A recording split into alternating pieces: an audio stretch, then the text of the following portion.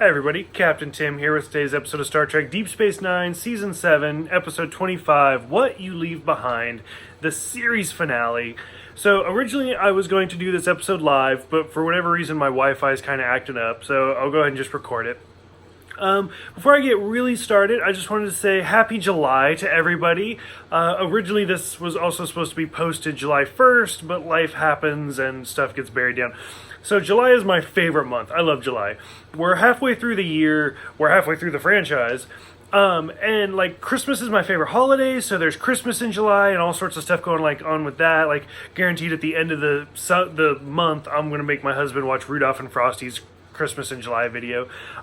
My birthday is at the end of July. My mom's birthday's in July. My grandma's birthday's in July. July is just like my favorite month. Usually I'm a very happy person through most of this month. So I don't know. I'm super excited. And then after this, we're into Voyager, which is probably my favorite Star Trek show. So July is just great. So I just hope everybody is happy during this month.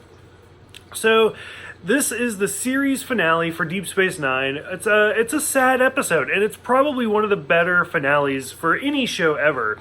Because, I don't know, a lot of times when it comes to a series finale, I always feel kind of disappointed.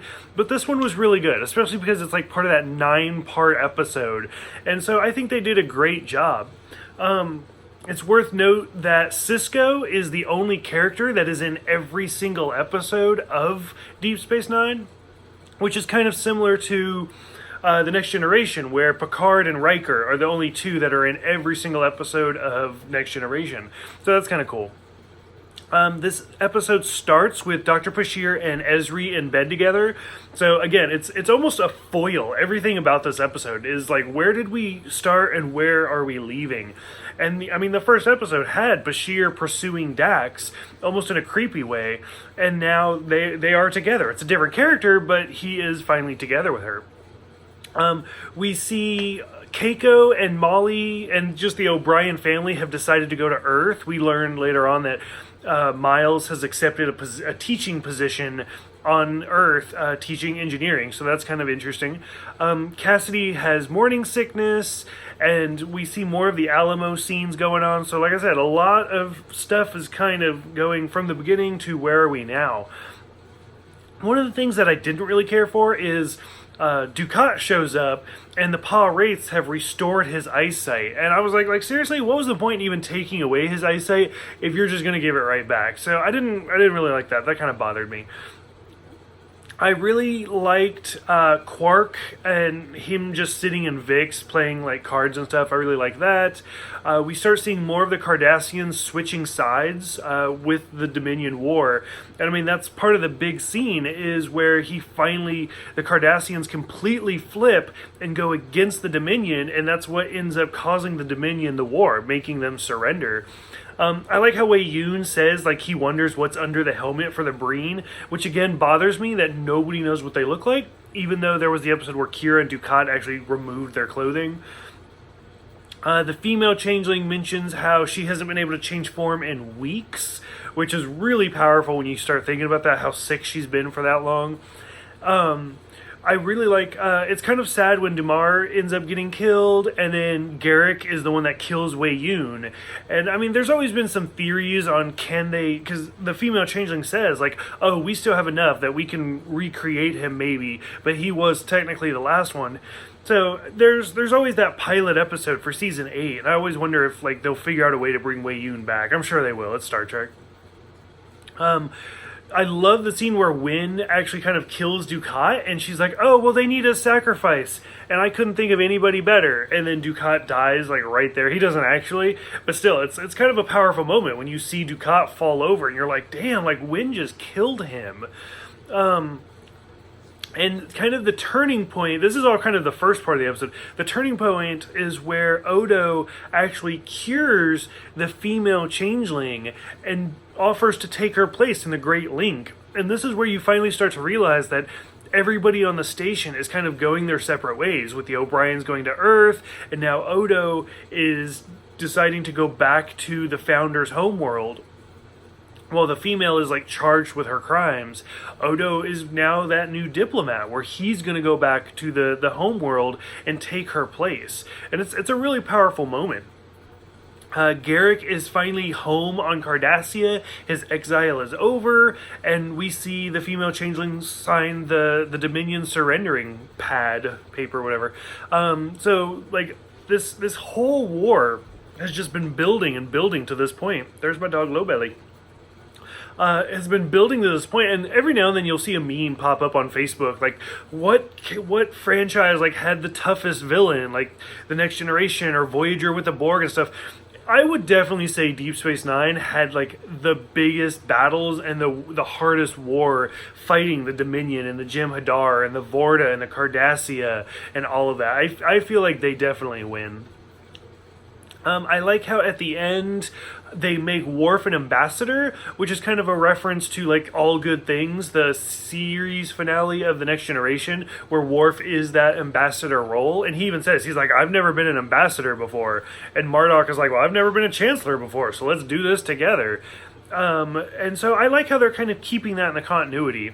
And then in like Nemesis, he's kind of still that chancellor role, or that ambassador role. Probably one of the more heartbreaking scenes is where we see Vic singing The Way You Look Tonight, and James Darren's talked about how he can never really sing that song the same way again because it's such a powerful moment, him singing it at this point. Dukat is basically revived by the Pa Wraiths, and it's kind of a scary moment because he just like pops up and he's back to being a Cardassian again, and it kind of bothered me because I was like, why would the Pa Wraiths just like cosmetically alter you? So I don't know why they felt like that was necessary, other than just to kind of give that representation that, oh, this is the Dukat that we all know and hate. But what's really kind of sad is when Wynn is just killed by the fire and the flames just engulf her. Like it was a dark moment that I was kind of surprised they even did.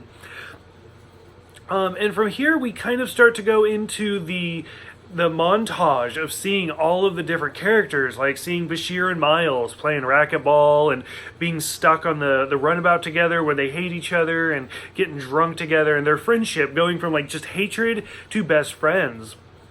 We see Worf and Ezri, and Ira Bear has said like his biggest regret in this whole episode is that they couldn't get any pictures of Jadzia because the asking price was too high.